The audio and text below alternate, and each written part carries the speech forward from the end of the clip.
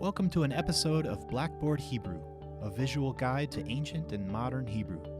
This time we're covering just one little two-letter word that can be kind of confusing to beginning Hebrew students. If you're starting to learn Hebrew, either ancient or modern, you're bound to come across this little word, et. Note that this is not at, that's the feminine pronoun you, and we're not talking about the preposition et, which means with, just like im.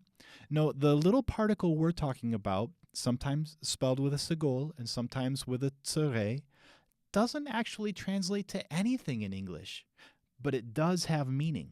Now, that sounds confusing, I know, but don't freak out about it. It's actually a pretty simple concept once you've seen it in action a few times. And here's what I want you to get most about et. Et is your friend. Now, maybe you're watching this video because you couldn't figure et out from your Hebrew textbook, but 2 minutes from now, you are going to love et, I promise. So, what is et? Et has one job. It's a big flashing grammar sign to point out a definite direct object in a sentence. That's it. Let me show you what I mean. Here's a simple sentence.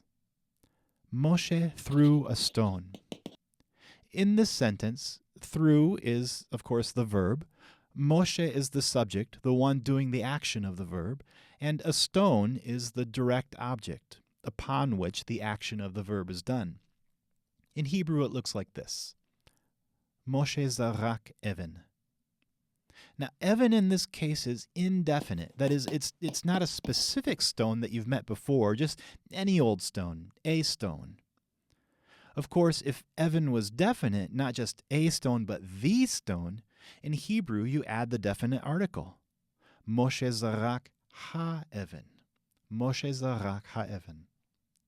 But remember, word order is flexible in Hebrew. So this could mean that the stone threw Moshe, which would be kind of weird, but is just as possible syntactically.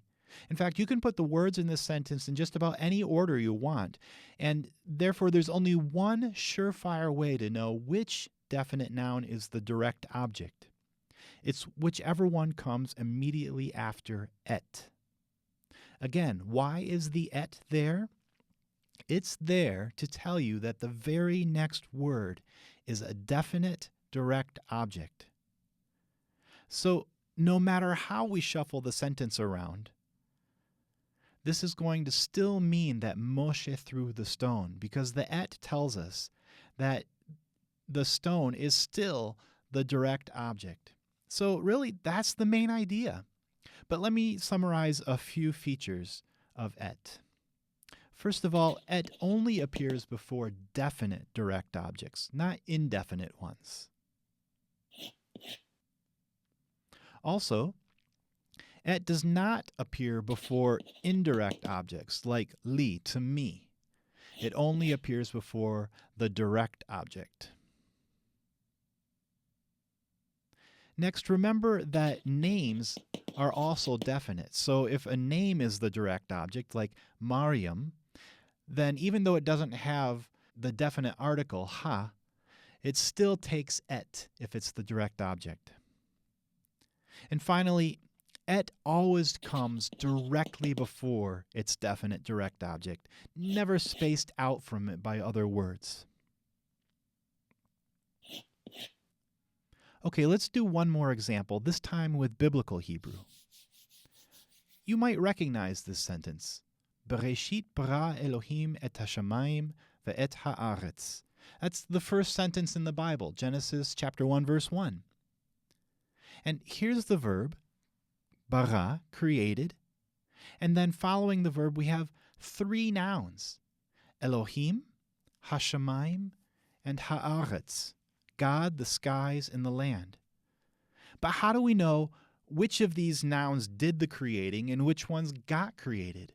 Did God in the skies create the land? Did the skies create God in the land? Did the land create God or the skies or both? The word order, remember, doesn't tell us for sure. But hallelujah, our friend et is on the job.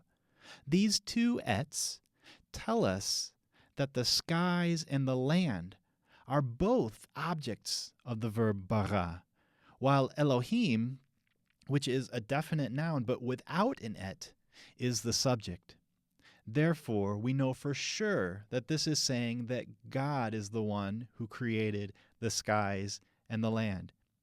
Even if we were to switch around the word order here and put et hashamayim ve'et ha'aretz at the beginning, it still means the same thing because the et tells us which is the direct object. And there you have it. That's all you need to know about et as a beginning student of modern or biblical Hebrew. Remember, et is your friend. Give et some love when you're reading Hebrew. Your face should light up every time you see it. After all, et's only there to help you out. Thanks for watching. Subscribe to my channel for more lessons like this and other videos that are not like this at all.